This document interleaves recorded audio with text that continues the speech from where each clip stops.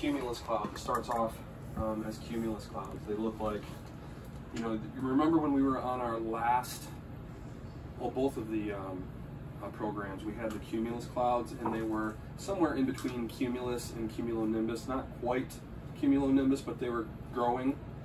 Those are the kind of clouds that you will have orographic precipitation. So when those are moving in towards your mountain range,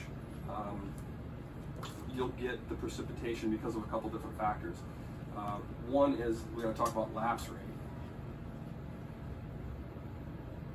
And what lapse rate is you get negative 2 degrees Celsius for every 1,000 feet. So every 1,000 feet you go up, the temperature comes down. This is 2 degrees Celsius. You guys can see that. That makes sense. So that's part of the factor. Another factor why you have orographic precipitation is because of the way the atmosphere holds moisture. So the atmosphere, water, doubles to 11 degrees Celsius. So let's talk about how we get to orographic precipitation now that we know all of this stuff. So out here in the ocean, you have the warm, moist air, unstable moist air that's coming along this way. And when the temperature out here is really warm, so the atmosphere is holding a lot of moisture. And when it comes up to this mountain range, it gets its lifting action from the front of the mountain range and starts to head up. Well, we know that every 1,000 feet you go up this mountain range, the temperature comes down 2 degrees. So the atmosphere can't hold all of that moisture as it's ascending from the mountain. So that's why you guys get, like, you can see it happen here. You can see the rain come across the mountain range, and on the front of the mountain range, it's arid. It's like a desert over there. But then somewhere around the middle of the mountain, it's a jungle, right? It's because the rain, the atmosphere can't hold that moisture anymore because the temperature is coming down and it dumps it. Everybody understand? Any questions on that? Okay, so that is orographic precipitation and how it works exactly, the mechanics of it. So I just wanted to talk about that first and foremost, and then we can talk about how thunderstorms are formed without orographic precipitation, or without a lifting force like a mountain. So weather front is a transition zone between two different air masses on the Earth's surface. Often there's turbulence which causes storms. Landforms like mountains can change the path of the front. So you guys remember when we were coming back from Culebra on our last program, and between Walker and Greg decided, had one of their idea, or both of their ideas, was to go to the north side of the island because the seas would be calmer over there, and we were also away from the weather. That is a perfect example of a mountain range changing a front. So did you guys notice that when we were south of the island, we were getting nailed by all those squall lines? And then when we moved to the north side of the island, there was nothing over there. It was all still to the south. So that's a mountain range changing the direction of the front. Okay? And let's talk about fronts and how they work. So I just started with a cold front. They kind of, it's like this loop, it's like this circle. One turns into another, which turns into another, which turns into another. I just started with cold front because cold fronts are usually the nastier of the four, except for occlusion, probably pretty much the nastiest. But anyways, we gotta start somewhere. So here, cold front. Cold fronts, you guys can see them come in because they will have cumulus clouds, and if you guys ever seen, if you've ever been paying attention, you'll see the cumulus clouds.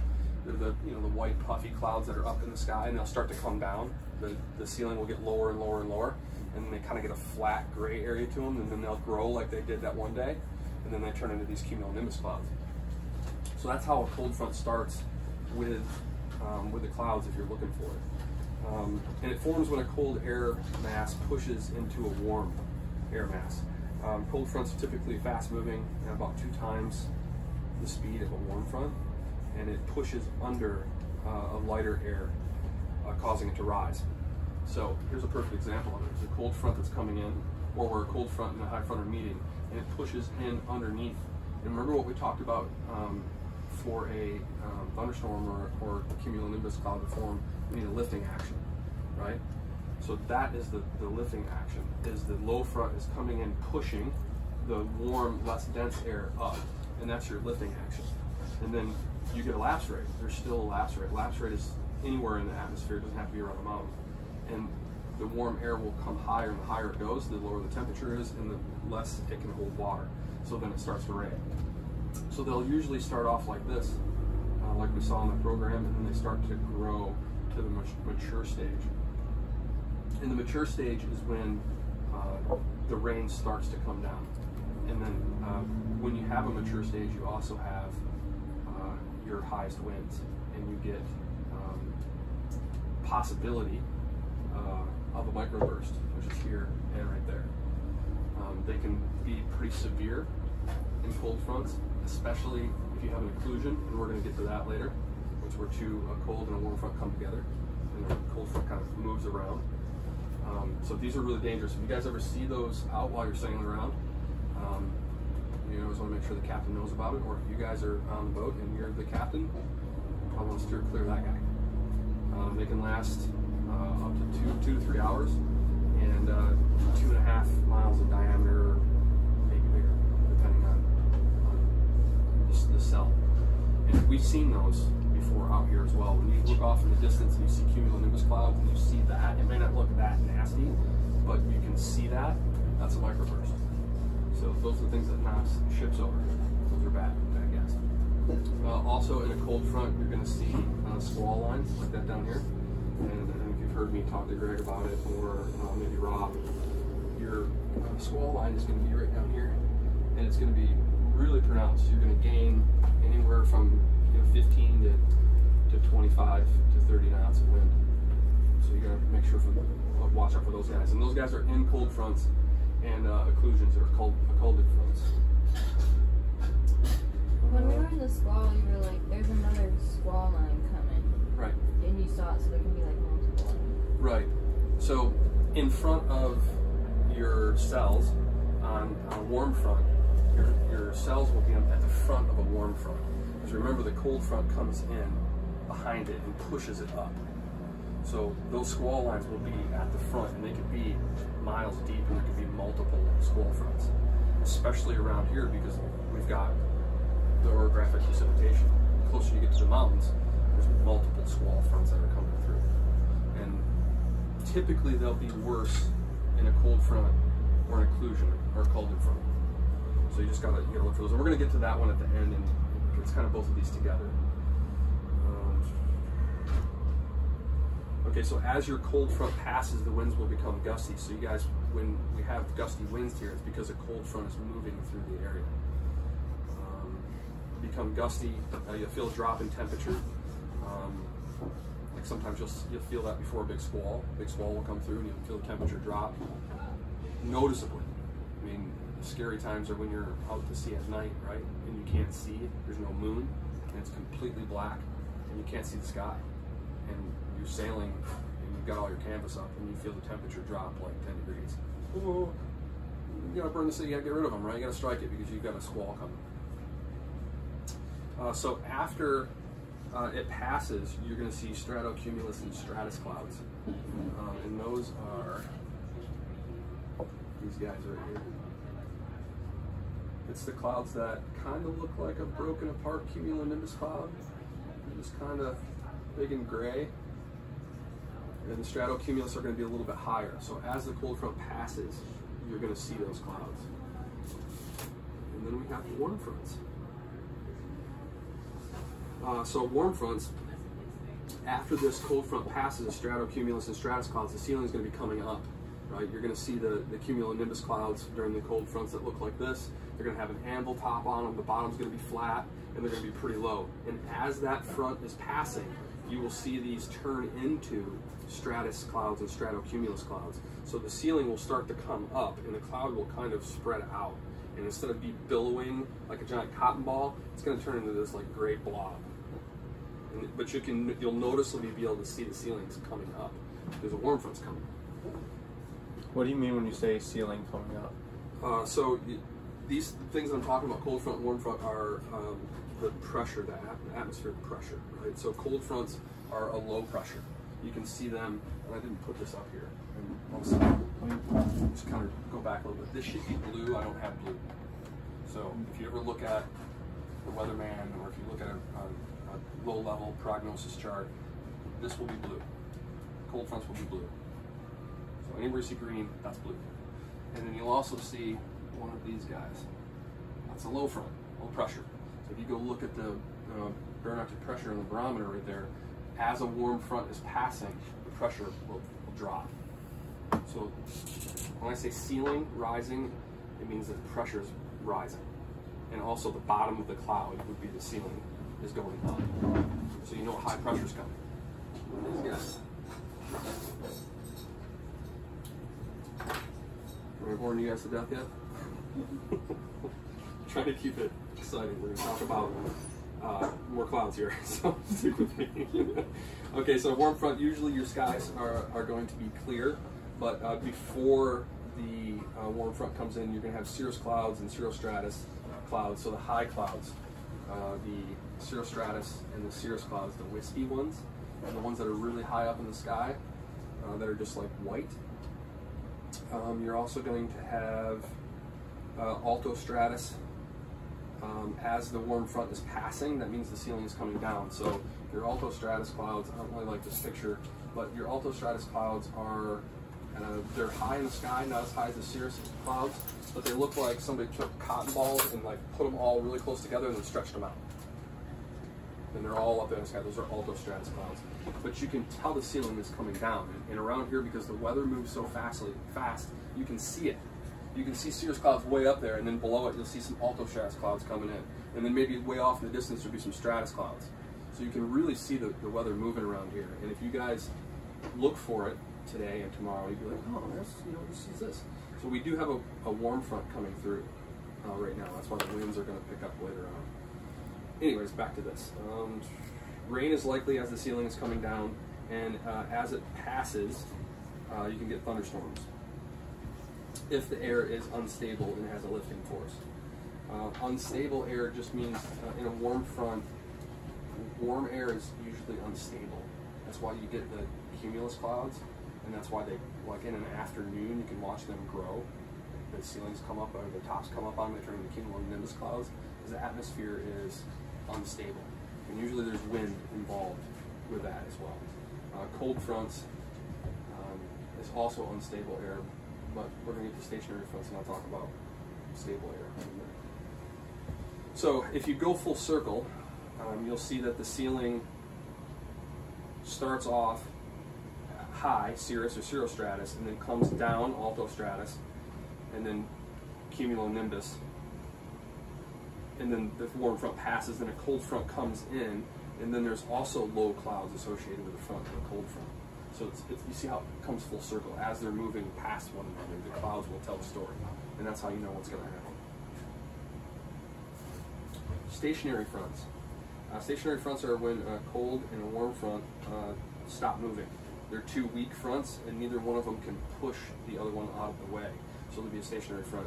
If you guys remember when I first got here, we had that like 3 days. You weren't here, Greg. We had 3 days of rain, and there was no wind, and the skies were just gray, and it just rained.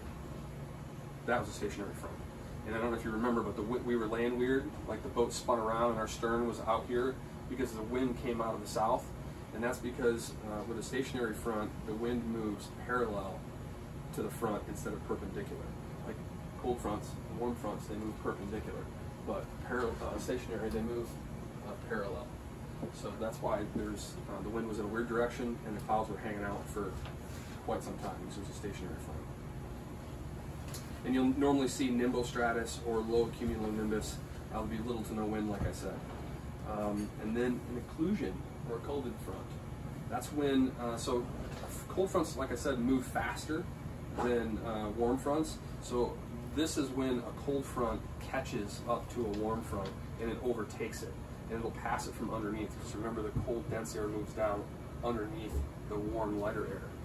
This is one of the most dangerous fronts because you have a lot of convective weather. There's a lot of unstable air in the atmosphere, and you get really nasty thunderstorms, squall lines, and microbursts. You can also get embedded thunderstorms, and those are, you guys ever see, like you look off into the sky, and like the whole thing is gray, and you can see like a pronounced flat layer, and then you'll see flashes of light. Those are embedded thunderstorms. You get those with the cold fronts, and those are dangerous because you can't see the squall line. Like when we were coming to St. Thomas during the program, you could see those squall lines. You can be ready for them. I mean, Greg came down and was like, "Hey, what do you want us to do with the canvas?" Those are not really a problem. If you're paying attention, you can see them coming. But in a cold front, you can't see the squalls. They're embedded, and they're dangerous. You could have one of these guys in there, but you wouldn't be able to see the front of it like that. So the only way for you to know that it's coming is the drop in temperature. Any questions? In a stationary front, what happens to eventually move it? One of the fronts will. So if you look at a giant picture, ever see the weatherman and he's standing there and he's pointing at the whole United States and he's like, "There's a high front going this way, and there's a low front coming over here this way. There'll be a stationary front." Either behind it is going to be another low front, most likely, that will push it out of the way, or a high front that will also come in and push it out of the way. But it's not going to move until something else comes in and affects it. Until maybe the warm front gets another warm front that comes in and helps it build its strength. If neither one of those happen, I mean, anybody see storms in the winter or see weather in the winter where it's like gray for a week or 2 weeks or months? Massachusetts. That's your buddy, stationary friend. He's just like, "Yeah, you good? I'm gonna hang out right here," and it just sucks, and you don't see the sun forever. That's stationary friend. Yeah, all the time. Not in Arizona. Do you have monsoon every day? So yeah, guys, that's the weather in a nutshell. I mean, there's a lot more that goes to it, but there it is in a nutshell. And if you guys take a look at the next couple days, you'll be able to see these things coming in. And if you just use your phones and Google, Google these clouds. If you can't remember, like, what does Captain John say? What came before a warm front?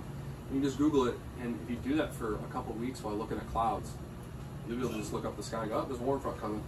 Or there's a cold front coming. It's gonna be windy the next couple of days." And it's kind of fun because then you go on your phone and check the weather. You're like, "I'm right." So when we look out and we see that column of rain, what would that be called? This guy? Downbursts. That's a microburst. That's a microburst? Yep. And some of them can be worse than others. Okay, I feel like there's been enough of that microbursts around. Right. But it will always, like when it gets close to you, it will always blow, the wind will always blow, and it blows in like this. So if you're over here, the wind can change.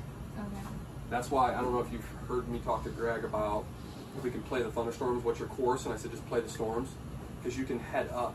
The wind will change and will bend, and you can head up and get farther up into the wind as the storm passes, and then the wind will change direction again. So you're playing the fronts. But these are, in an occlusion or an occulted front, these are really dangerous. You can go from 12 to 15 knots of wind to gale, like that.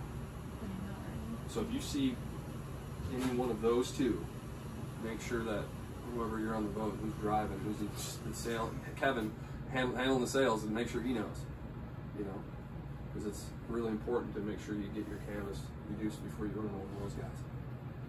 Or people are flying off the boat. I don't want that. Or sails that are nasty, hoops are ripping, shit's breaking. No.